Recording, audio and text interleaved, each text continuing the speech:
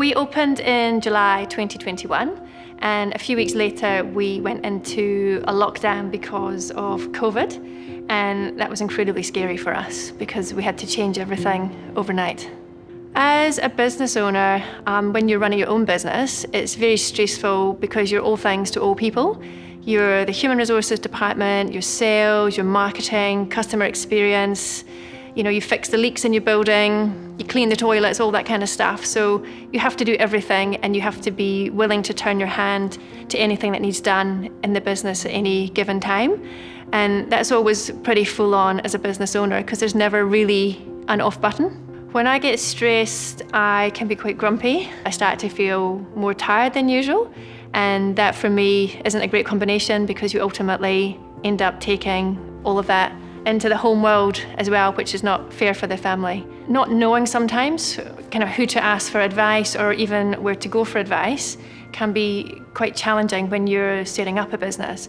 But also, you often don't know the questions you need to be asking when you're just starting out because you don't necessarily have the experience. So it's always sort of test and learn. And it's taken me quite a lot of time to get comfortable with that.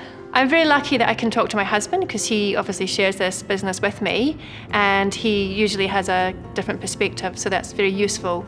But I think for me the greatest value has been from a business mentor, and they have a very different perspective because they're completely outside of the business, and they'll always challenge my thinking and come at things from a really different point of view, and that's really rich and really helpful.